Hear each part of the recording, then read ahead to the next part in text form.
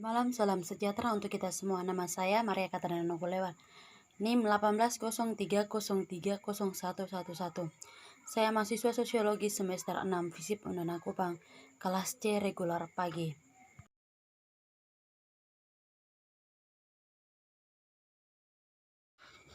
Proses anggaran yang memutar membuat pendapat pemerintah lebih transparan, menghidupkan kembali buku terlaris paling membosankan yang pernah ada.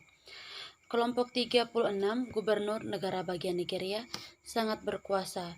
Gubernur mengontrol 48% dari pendapatan federasi yang dialokasikan ke negara bagian dan pemerintah lokal. Konstitusi tidak hanya memberi mereka otonomi virtual dalam penggunaan pendapatan negara, tetapi juga memberi mereka mengawasi pendapatan pemerintah daerah. Berdasarkan mandat ini adalah dicairkan ke rekening negara bagian. Uang seharusnya diteruskan ke pemerintah daerah, tetapi dalam banyak kasus tidak, karena negara bagian mengklaim mereka menghabiskan uang ini untuk membiayai pemerintah daerah. Desentralisasi fiskal yang dalam berarti para gubernur memiliki kebebasan yang luas dan sedikit akuntabilitas dan penggunaan uang di bawah kendali mereka. Ada beberapa cek atau balances karena status badan legislatif biasanya lemah. Selain itu, konstitusi memberikan untuk kekebalan bagi gubernur saat menjabat, sehingga sulit untuk melakukan pertanggungjawaban mereka. Meskipun gubernur berperilaku secara fiskal dan tidak bertanggung jawab, beberapa telah ditangkap. Contohnya, gubernur yang ada di Nigeria. Ia dipenjara setelah mereka meninggalkan kantor karena pengalian sumber daya negara, kantong mereka sendiri dan kantong kerabat dan kroni mereka. Ini telah mengambil sumber daya dari pemerintah negara bagian dan lokasi yang penting seperti pendidikan dasar dan menengah, layanan kesehatan, dan infrastruktur dasar. Uang juga telah dialihkan untuk politik kampanye. Ketika orang-orang di negara bagian mengeluh tentang kekurangan layanan, mereka seringkali diberitahu bahwa pemerintah federal belum mencairkan pendapatan negara, yang menimbulkan banyak permusuhan terhadap pemerintah federal, sehingga mengalami beberapa dari secara langsung ketika saya mengunjungi bagian negara selama ini. Masa jabatan pertama sebagai Kementerian Keuangan. Selama masa jabatan ia sebagai Menteri Keuangan dari 2003 hingga 2006 dan 2011 hingga 2015. Ia menginjak kaki beberapa gubernur bagian yang kuat. Pada tahun 2004, ketika ia memenangkan dukungan dari Presiden Olusegun Obasanjo untuk memulai gerakan transparansi pendapatan dengan menerbitkan di surat kabar jumlah bulanan dialokasikan ke pemerintah federal dan setiap negara bagian dan pemerintah lokal. Angka-angka disusun dan diterbitkan di surat kabar bulanan oleh kantor dari Akuntan Jenderal Federasi dan dimuat ke situs kementerian.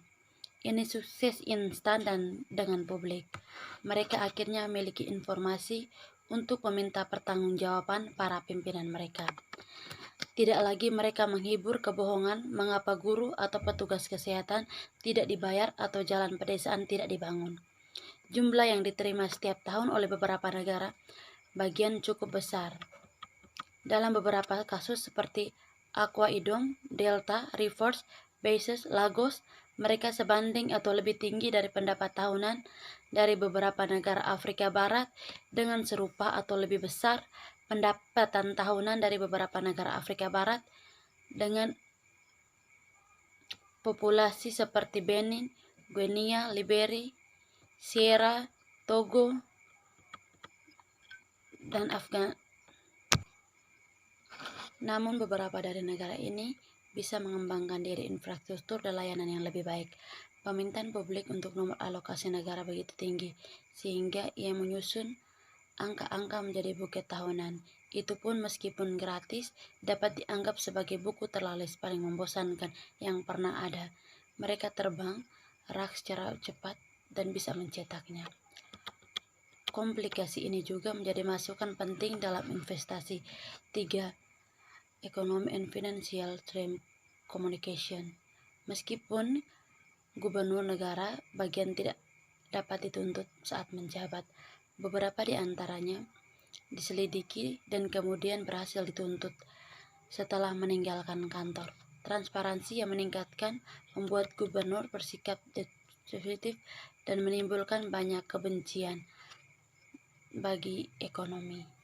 Tim manajemen pada saat itu sebagai pencetus dan pelaksana tentang gagasan transparansi pendapatan dan merasakan permusuhan dari beberapa gubernur sering dimanifestasikan dalam ancaman dan serangan yang halus dan tidak tertekan. Ketika ia mengundurkan diri dari pemerintahan pada tahun 2006, penerbitan alokasi pendapatan bulan menjadi sporadis dan kemudian dihentikan. Sebagai segera kembali ke pemerintah, dihidupkan kembali pada tahun 2012, mereka menjadi fitur biasa lagi. Ancaman langsung terhadap kekuatan keuangan gubernur negara bagian. Jika transparansi pendapatan mengganggu para gubernur, selanjutnya serangkaian kebijakan untuk mengolah pendapatan minyak yang mudah berubah di Nigeria dan menstabilkan ekonomi dianggap sebagai ancaman langsung terhadap kendali gubernur dan otonomi dalam mengelola sumber daya fiskal di negara Nigeria yang ekstrem versi desentralisasi fiskal. Kerusakan terjadi pada Nigeria dan sangat tergantung pada pendapatan minyak yang tidak stabil dan ketidakmampuannya untuk mengolah ketidakstabilan ini yang menyebabkan ledakan dan kehancuran. Siklus pengembangan telah dijelaskan dengan baik di buku sebelumnya, buku yang berjudul Removing in the Formal Lesson from Nigeria, untuk mengatasi masalah volatilitas. Ia memperkenalkan sistem berbasis harga minyak, aturan fiskal yang pada dasarnya harga minyak di mana anggaran dibangun dari harga pasar. Idenya adalah selama banyak saat minyak tinggi di pasar internasional, Nigeria dapat menganggarkan domestik dengan harga yang lebih rendah, kecuali perbedaan kemudian disediakan sumber daya ini pada saat buruk ketika harga minyak internasional rendah. Dengan cara ini, anggaran bisa membantu memperlancar pengeluaran dan konsumsi pemerintah. Ide itu berhasil dengan baik selama masa jabatan pertamanya sebagai Menteri Keuangan di bawah pemerintah Presiden Olusegun Obasanjo. Ia menghemat sekitar 22 miliar dari 2004 hingga 2007. Tabungan ini dimiliki oleh federasi, disimpan di rekening yang dibuat di bank sentral yang dikenal sebagai Excess Crude Account selama krisis keuangan dan ekonomi global pada tahun 2008 hingga 2009.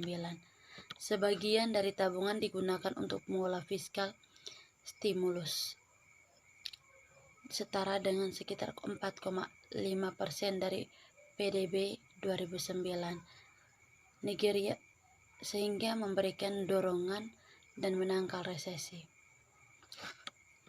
Ia berada di Bank Dunia saat ini dan ia bangga di Nigeria adalah salah satu dari sedikit negara berkembang yang tidak harus dilanda krisis meminta pinjaman dukungan anggaran dari Bank Dunia, bisa menarik dari tabungannya sendiri. Terlepas dari keberhasilan aturan fiskal berbasis harga minyak tanah dan kelebihan, gubernur menentang mekanisme ini dan efektif mensabotase dan dimasukkan dalam RUU tanggung jawab fiskal telah memperlakukannya dalam menjadi hukum. Mereka bersikeras bahwa akan tidak konstitusional dalam semua uang di dalam harus dibagi dengan unit federasi. Gubernur sering mengutip bagian 162, subbagian 1 dan 3 Konstitusi 1999 yang sebagainya menyatakan bahwa federasi akan mempertahankan akun khusus untuk disebut akun federasi, kemana harus dibayar semua pendapatan yang dikumpulkan oleh pemerintah federasi. ayat pertama dan beberapa jumlah yang diaku dari akun federasi akan didistribusikan di antara federal dan pemerintah negara bagian dan dewan pemerintah daerah di setiap negara bagian pada persyaratan tersebut dengan cara yang mungkin ditentukan oleh Nasional Majelis.